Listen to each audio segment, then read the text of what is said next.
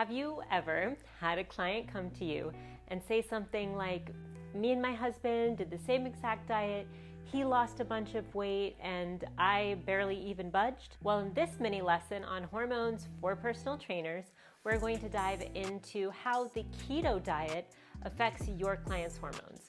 We'll dig into how the keto diet can impair hormone function, starting with the brain, and then we'll dig into the 3 nutrient deficiencies that are common with the keto diet and how those deficiencies in micronutrients affect overall hormone balance, of course.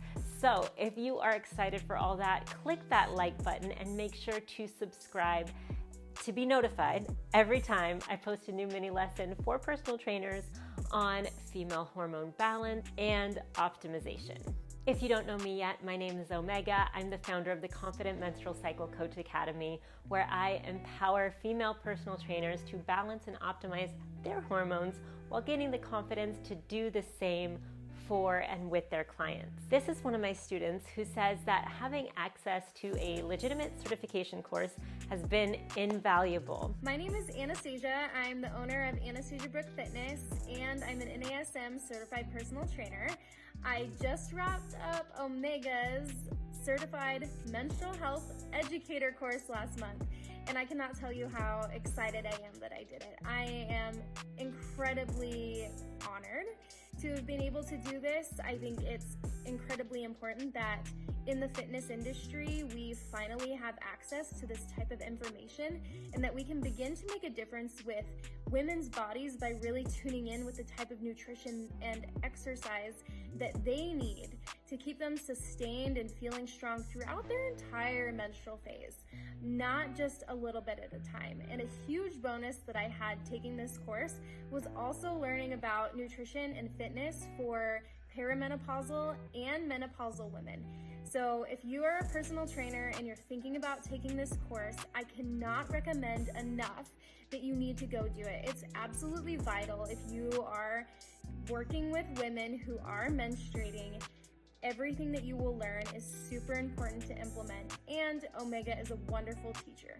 The Academy is application only, and you can book your application interview using the link in the description below.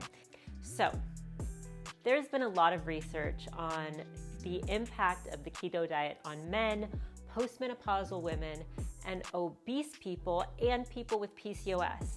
And there's been research comparing the keto diet to other diets, but there isn't too many published scholarly papers about how the keto diet impacts the menstrual cycle or even fertility in healthy women as of this recording.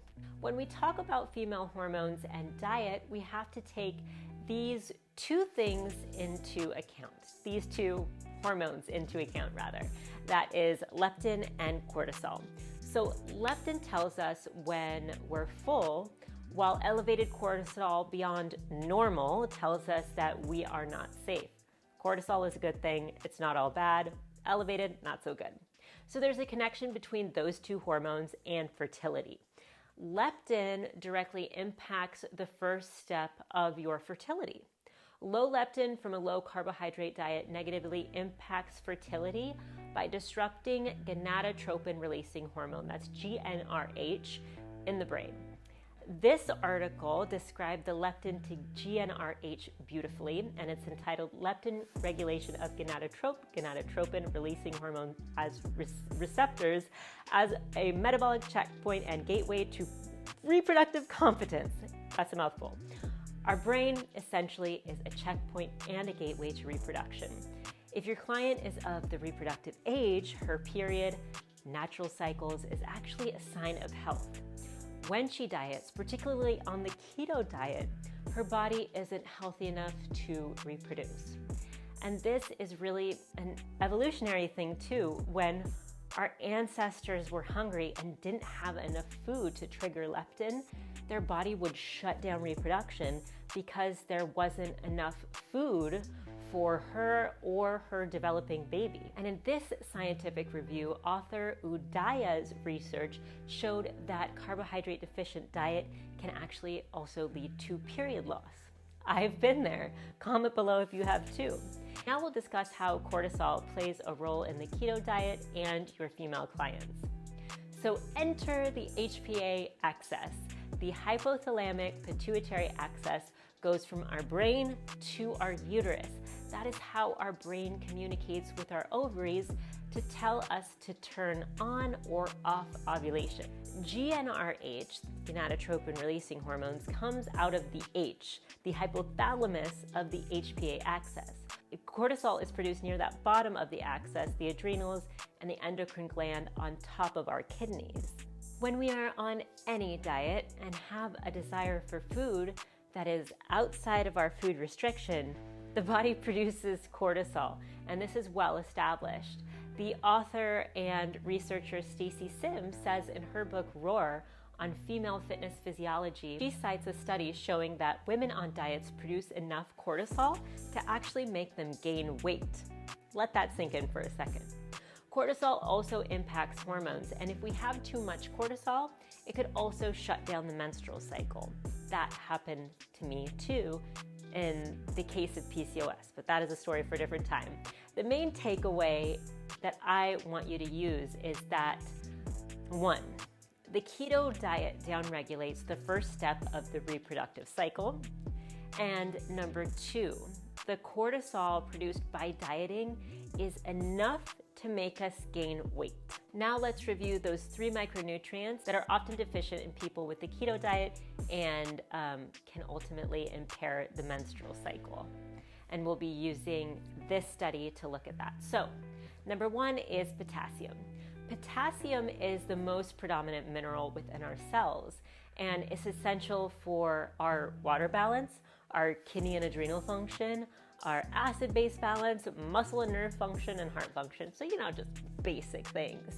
And potassium is frequently low in the keto diet because potassium is higher in fruits and vegetables. Both is a carb category which needs to be reduced in the keto diet for someone to stay in ketosis.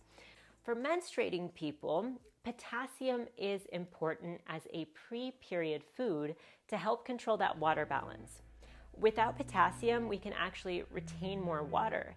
And if you'd like to watch a follow-up video on that, you can find the video in the comments below after you complete this one, but get through this lesson first. Number 2, very important mineral is magnesium.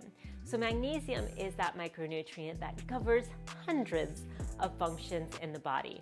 Next to potassium, it is the most predominant mineral within our cell.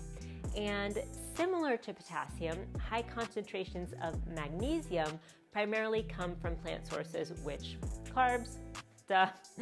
And magnesium is incredibly important when we talk about female hormone health because a lack of it can result in more intense mood-related symptoms. That's mood changes, anxiety, and depression.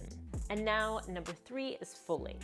And folate is another important micronutrient for hormone balance. And to me, it's one of the most important because folate is crucial for the detoxification of estrogen, which happens monthly for the biologically female people. If we don't have enough nutrition to detoxify estrogen, then we might have more PMS symptoms like cramps, mood changes, loose stool, and headaches. And here's a video on how to reduce those PMS symptoms. I will also link that below so you can watch it later too. And here's something cool. Folate/folic acid is derived from the word folium, which means foliage in Latin, which implies that good sources of folate come from leafy greens. They're not restricted to that, but lots of leafy greens. So if you want to be empowered to help your female clients understand how their physiology is impacted by diet trends like the keto diet, and if you want to learn how to optimize and balance your clients' hormones so that you can empower more people more effectively, apply for the Confident Menstrual Cycle Coach Academy. It is an invite-only program, so the first step is to schedule an interview application call using the link in the description below.